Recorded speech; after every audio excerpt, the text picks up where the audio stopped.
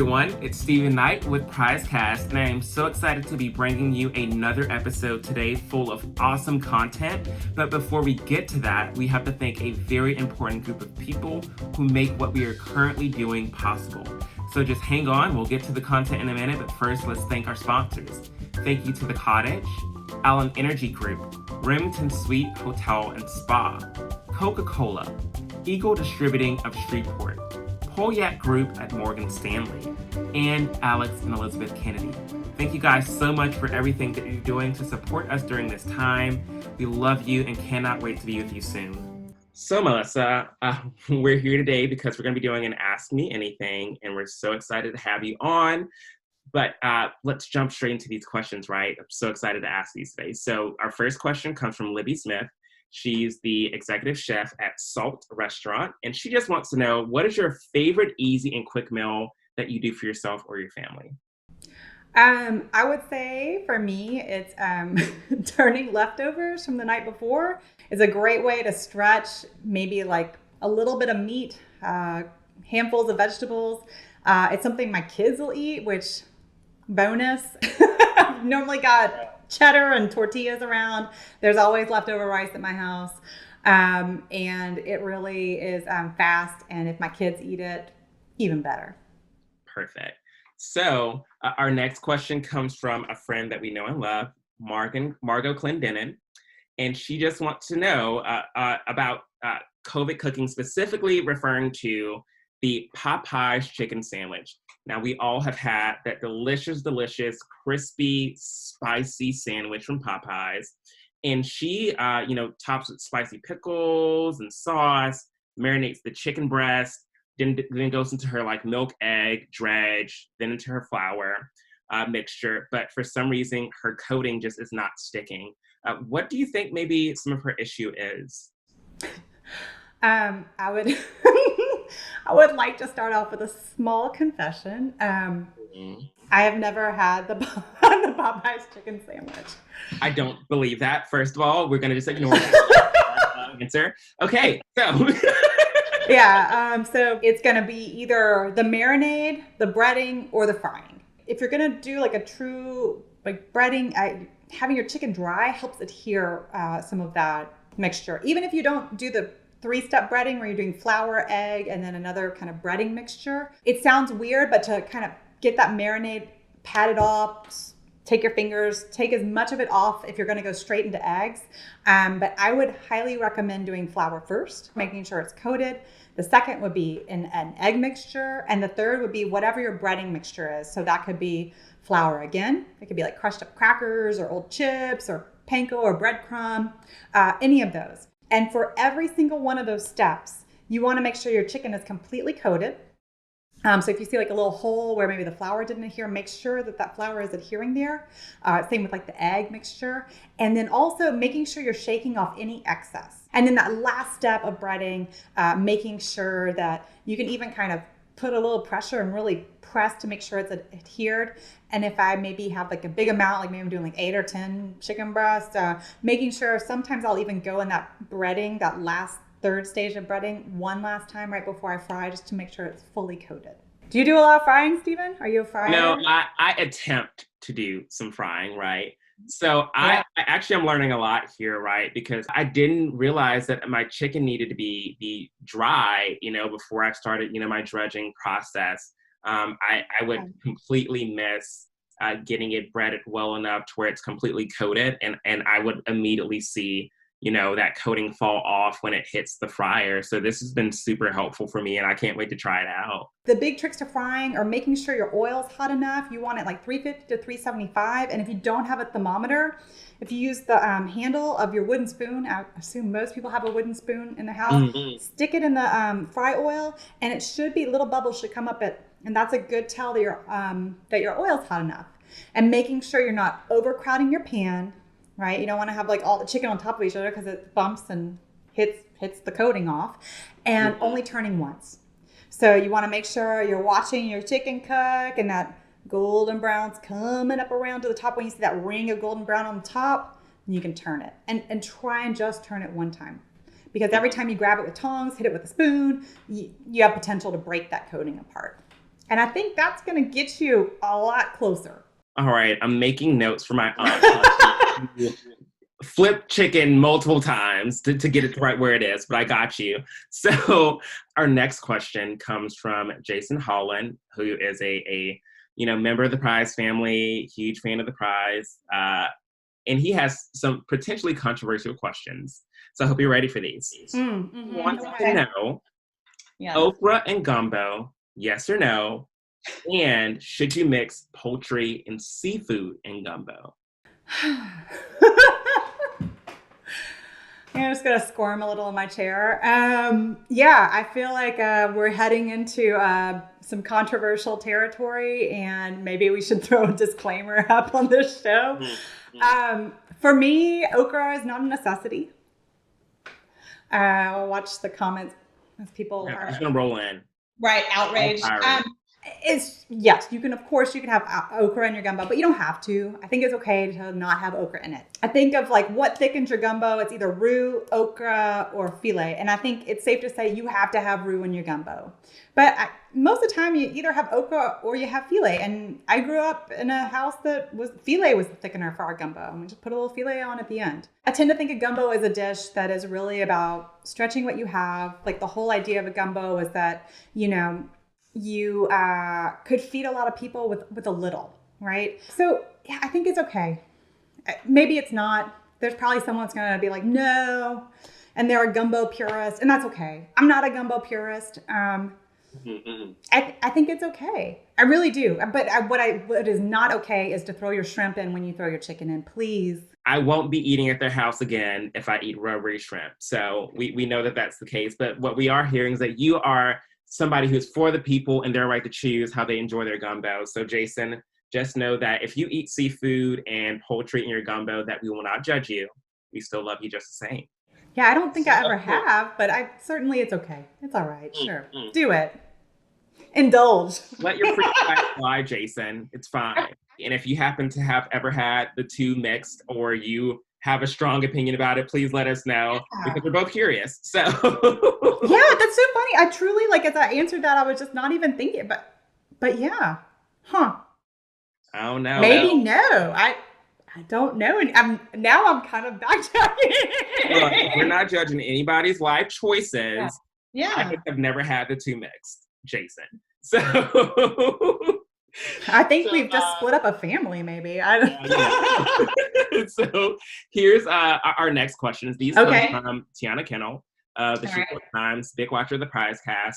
So she has, two questions. The first being, how do salts affect the dish? Follow up, are there any major differences between the different kinds of salt? Kosher salt versus maybe a Himalayan pink sea salt. Okay.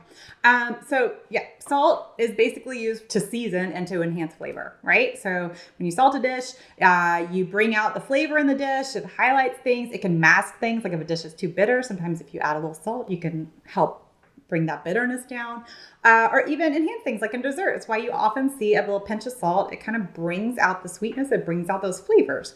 As far as the differences, table salt and kosher salt, aside from one being kosher, so it's, certified to be used in kosher kitchens. Kosher salt's a little bit thicker, coarser grain. And so a lot of chefs tend to use kosher salt because it's easier to pick up and sprinkle. So you see a lot of chefs doing this.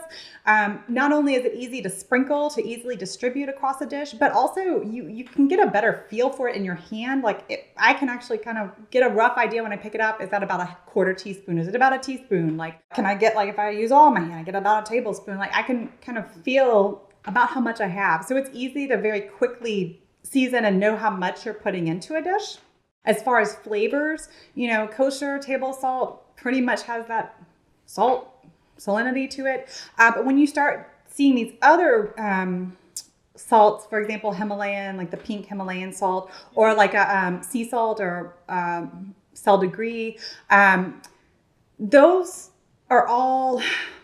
It changes the minerality in the salt. There's different traces of different things. And almost like wine, where these salts are harvested from, whether it's an ocean or like in the Himalayan, it's actually mined. I would not say it's like, wow, this is super intense but there's subtle flavoring differences. And subtle tastes that are just a little bit different than like, say, just your average kosher salt. I would say kosher salt I use just as my salt. It's like kind of my table salt, like, for seasoning at the table. It's my salt for cooking. Where I use sea salts, things like Malden, which is like a really actually here, I brought a little, I don't know if you can see it. I'm going to bring it up. A really kind of a coarser sea salt, or even like Himalayan sea salt, where the only reason it's pink is because it has little traces of iron oxide in it, with rust, which changes the color. You use those salts, or I use those salts to finish a dish, because the texture, like the difference between table salt, which is so fine, like sugar, you wouldn't even taste it, but like you get these big flakes of salt, you get a little crunch, you get that pop of salt, it's really concentrated, and you get that little bit of minerality. If you were to say, throw each one of those in a pot of boiling water and like use it to like season pasta water, I don't think anyone, once it's dissolved and in the water, that anyone would really tell the difference in flavor. Like that minerality kind of goes away. It just tastes like salty water. So if I'm going to pay like the big bucks for something like the Himalayan salt, a really nice sea salt, I'm going to use those as finishing salts. And otherwise, kosher salt is good for me. Does that help, Tiana? I hope it does. She can now level up her dishes with your expert advice. Yeah. A long answer. Sorry, salt is like, there's so much, people write books on salt. So there's a lot you could talk about. Well, I think that this will actually tie into our next question too, which is something I'm really curious about as well. And I think our viewers will be as well. So should you be rinsing pasta after you're boiling it? Here's one where I can say no.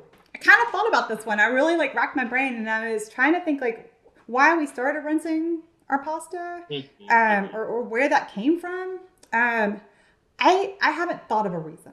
I guess if you wanted to cool your pasta down really, really fast, you might rinse it in cold water. But even then, you're kind of rinsing off all that starchy goodness. And if you're using your pasta to throw in sauce, not only would you not want to rinse it, but I would say you want to keep some of that pasta water and throw it in your sauce. It has that starchiness in it. It helps build your sauce and thicken it. Just rinsing it kind of takes it all away. If you're worried about your pasta sticking, let's say you're not going to immediately throw it in some hot sauce and toss it all around, put a little oil on it to keep it from sticking, and save your pasta water and use it in your sauce. All right. Well, Tiana has just gotten a full crash course in, designing a great meal. So we're down to our final question. And it's by Bailey Ashley. She is a Louisiana Film Prize filmmaker. Hello, Bailey. And she just wants to know, what is your favorite kitchen gadget currently? And what are some gadgets or utensils that are really worth having in your kitchen, right? Yeah, it's a great question. I'm going to kind of punt a little bit. Aside from a knife, a spatula, a frying pan, I don't think there's these kind of specialized gadgets. There's anything that everyone really has to have.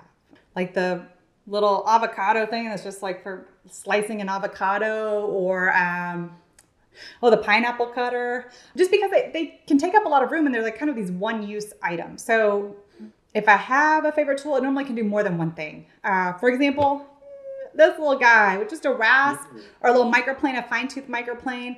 This can be used, I'll use it for mincing ginger, because it'll actually pull the fibers out while you're running it up and down.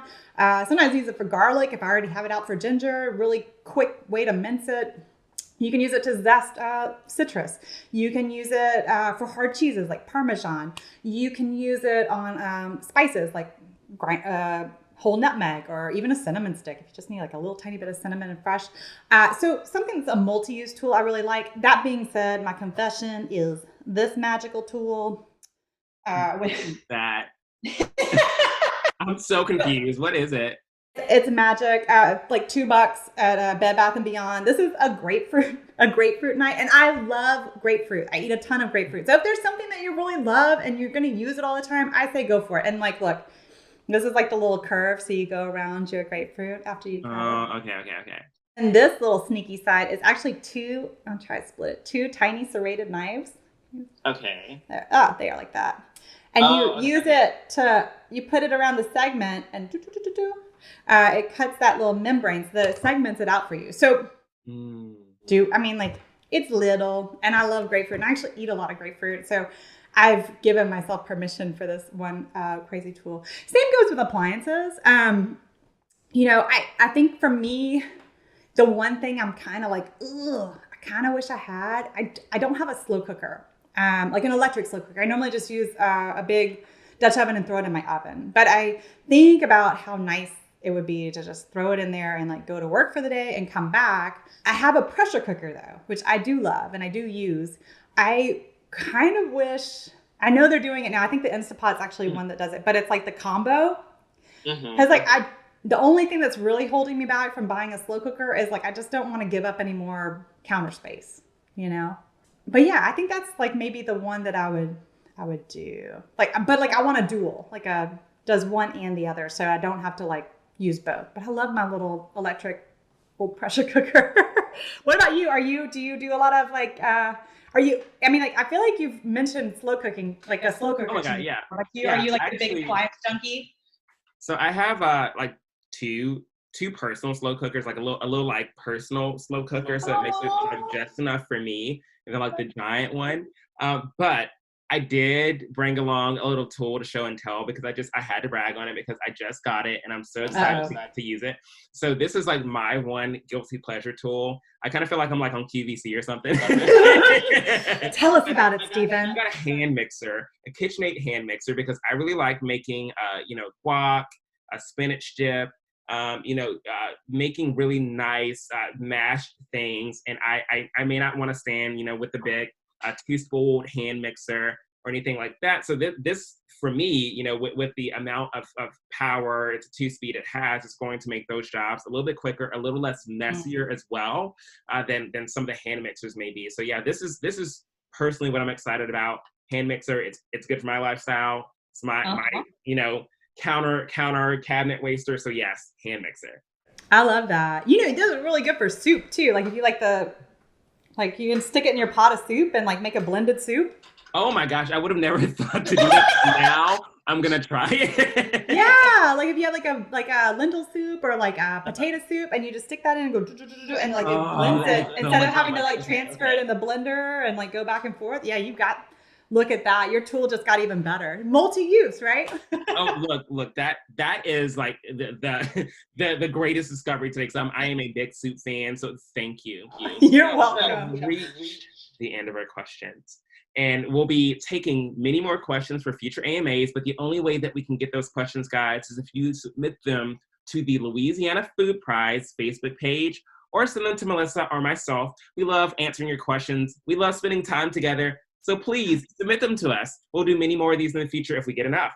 So with that said, we are going to sign out today. But before we do that, Melissa, we have to end with a hearty toast. We're going to do a Viva La Food Prize on 3. If you're ready, if you have a little in your glass. Just enough left. So on the count of 3, Viva La Food Prize. 1, 2, 3. Viva La Food Prize! All right, this is super, super exciting. Thank you for spending time with me today, Melissa.